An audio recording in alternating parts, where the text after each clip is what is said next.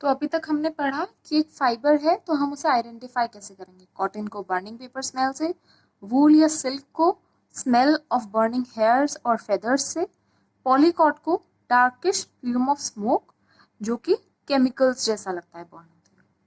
अब हमारे चैप्टर का नेक्स्ट टॉपिक जो है वो है प्लास्टिक। प्लास्टिक क्या होता है? Plastic is a polymer which can be remoulded, जिसे हम मोल्ड कर सकते हैं। प्लास्टिक वो जो है ग्रीक वर्ड प्लास्टिकोस से डिफाइन करा गया है, जिसका मतलब होता है मोल्डेड या शेप्ड। एक प्लास्टिक बहुत डिफरेंट टाइप के मोनोमर से बना होता है, जो कि आप हायर क्लासेस में पढ़ेंगे, but for the sake of names मैं बता देती हूँ, जैसे linear polymers, branch polymers, cross link polymers और नेटवर्क पॉलीमर्स। ये कुछ पॉलीमर्स मोनोमर्स होते हैं जिनके बेसिस पे ये लीनियर पॉलीमर्स, ब्रांच पॉलीमर्स ये बनते हैं। Plastic is a polymer which can be moulded और रीशेप्ड। अब हमारा जो टॉपिक आता है वो आता है टाइप्स ऑफ प्लास्टिक। हमारे पास दो तरह की टाइप्स ऑफ प्लास्टिक होते हैं, एक होता है थर्मोप्लास्टिक, दूसरा होता है थर्मोसेटिंग प्लास्टिक। थर्मोप्लास्टिक वो प्लास्टिक होते हैं विच कैन बी डिफॉर्म्ड, जिनकी हम शेप चेंज कर सकते हैं, जिन्हें हम मोल्ड कर सकते हैं। कैसे? हीटिंग से। ये क्या होते हैं? थर्मोप्लास्टिक। अबाउट 80% ऑफ प्लास्टिक जो हम यूज़ करते हैं वो थर्मोप्लास्टिक होता है, जिसे हम रीमोल्ड कर सकते हैं। आपने कभी घर में ऑब्जर्व किया हो, अगर आप किसी प्लास्टिक की बॉटल जो हम यूजुअली वाटर कैंस यूज़ करते हैं, अगर आप उससे कहीं फायर के पास रख दो तो वो मेल्ट होना स्टार्ट कर देती है। क्यों? क्योंकि वो थर्मोप्लास्टिक से बना है। इसके कॉन्ट्ररी होता है हमारा थर्मोसेटिंग प्लास्टिक। ये वो होता है जो कि हीट करने से सॉफ्टन नहीं होता है। That means it can not be remoulded. Fine. Thermosetting plastic जो है हमारा कैसा होता है मैं बताती हूँ आपको। ऐसे हमारे पॉलीमर्स होते हैं, इसमें जो पॉलीमर्स होते हैं वो ऐसे अटैच्ड फॉर्म में होते हैं। ये डिफरेंट डिफरेंट पॉलीमर्स जा रहे हैं और ये ऐसे ऐसे अटैच्ड फॉर्म में होते हैं। हम जैसे ही हीट पास करते हैं ये ऐसे हो जाता है, दे डिग्रेड। और फिर जैसे ही हम कूल करेंगे और ये कूल होते होते जैसे ही जिस शेप में जाएंगे दिल अगेन फॉर्म अ शेप और ये फिर से मोल्ड हो जाएंगे। थर्मोसेटिंग प्लास्टिक में क्या होता है? हमारे ऐसे ऐसे सब पॉलीमर्स लिंक्ड होते हैं और इनके अंदर बहुत स्ट्रॉन्ग बॉन्डिंग प्रेजेंट होती है। तो जब हम हीट करते हैं तो ये रिमोल्ड नहीं होते हैं, ये ऐसे ही परसिस्ट करते हैं। अगर आप कभी थर्मोसेटिंग प्लास्टिक को बर्न करो तो उसमें डार्क ब्लैक कैंकर्स फॉर्म हो जाते हैं, मतलब छोटे छोटे ब्लैक बीड्स फॉर्म हो जाते हैं।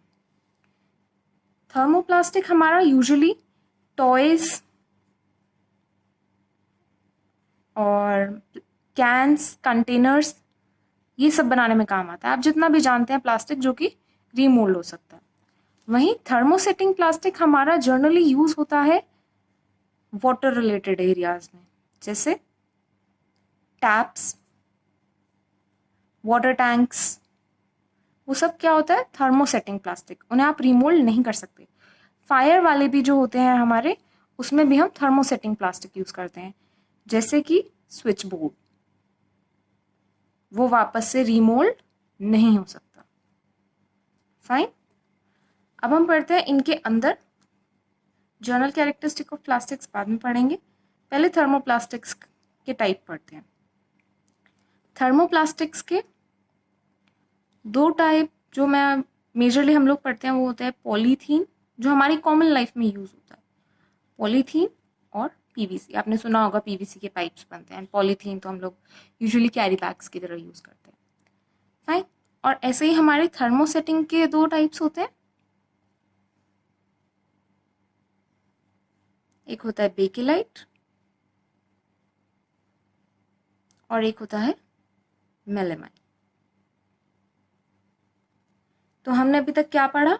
टाइप्स ऑफ प्लास्टिक, प्लास्टिक के किस किस वजह से उनके टाइप्स होते हैं और उनका फर्दर जो डिफ्रेंसिएशन वो हमने पढ़ा।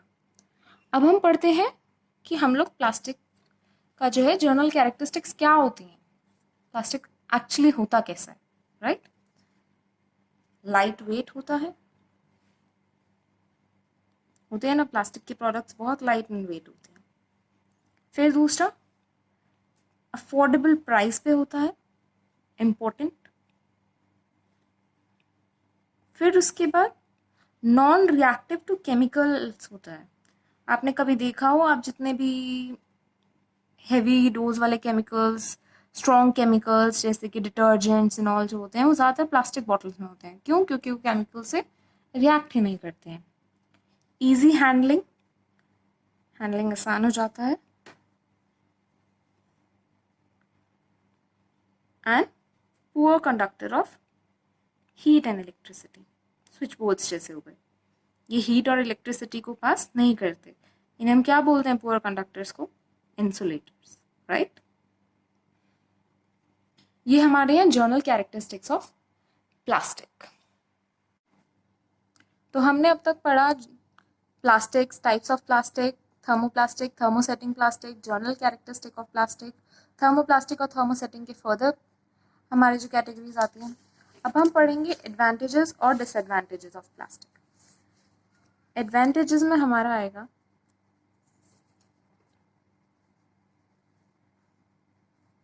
वही first, plastic is light and wait,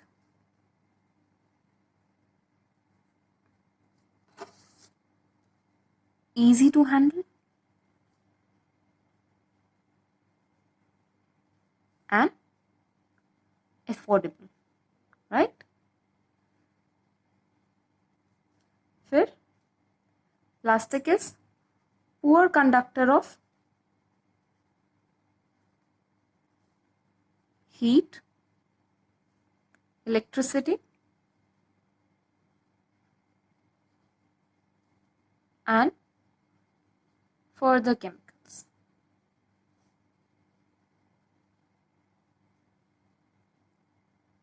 इन्हें आप और elaborate कर सकते हैं। बाकी I will add some slides at the end, जो आपको प्रॉपर, अगर आप उनको नोट्स चाहिए तो I will add proper slides जिनमें की पॉइंट्स की तरह मैं दूंगी सारा ये इनके पॉइंट्स। तो आप वहाँ से, अगर आपको लर्न करने के लिए चाहिए हो एज नोट्स, तो आप वहाँ से रेफर कर सकते हैं। एडवांटेजेस हो गए, अब डिसएडवांटेजेस की बारी आती है। Everything has a advantage and a disadvantage. Plastic का सबसे बड़ा और सबसे इम्पोर्टेंट जो डिसएडवांटेज है, yes you are right, that plastic is non biodegradable. Plastics easily degrade नहीं होती हैं, they take more than 1000 years to degrade completely. That is the main disadvantage of plastics. दूसरा, आजकल हम लोग बड़ा पढ़ते हैं ये micro plastic. Micro plastics human life में, फूड चेन में एंटर कर रही है।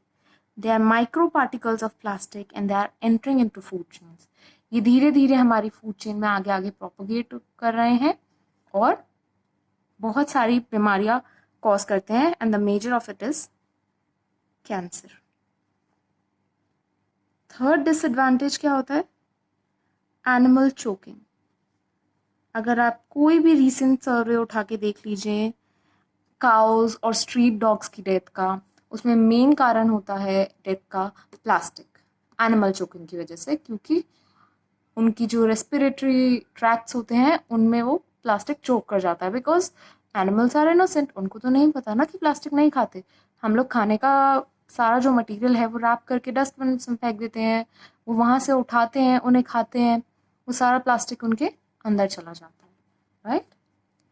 अब हम पढ़ते हैं ways to minimize use of plastic। इसका सबसे मेन और सबसे इम्पोर्टेंट जो आपको पढ़ना चाहिए वो आवर्स हैं। आवर्स सबको पता होंगे, बचपन से पढ़ाते हैं। पहले 3 आवर्स होते थे, फिर 4 आवर्स हुए और आजकल 5 आवर्स चल रहे हैं। 5 hours that includes reduce,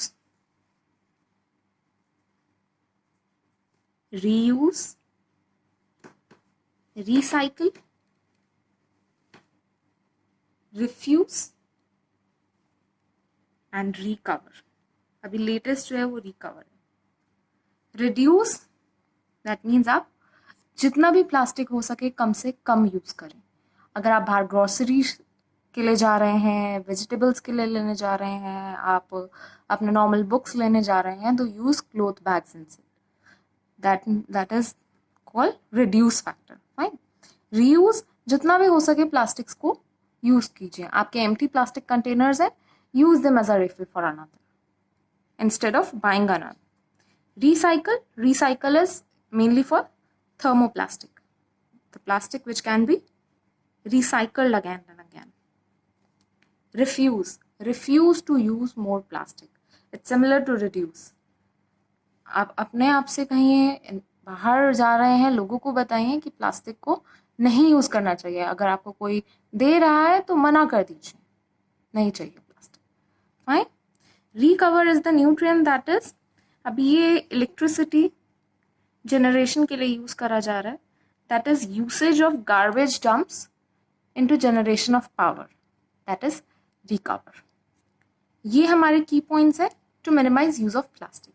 and by this we end the chapter synthetic fibres and plastic. अगर आपको इस चैप्टर में कोई भी डाउट है तो आप इसे कमेंट सेक्शन में लिखिए। आपको इस चैप्टर के थोड़े से नोट्स जितने मैं अवेलेबल करा पाऊंगी वो मैं आपको by the end of this video slides के रूप में मैं आपको दे दूंगी। आप उनको रेफर कर सकते हैं। और अगर आपको ये वीडियो पसंद आई हो तो लाइक, शेयर और सब्सक्राइब करें। Thank you.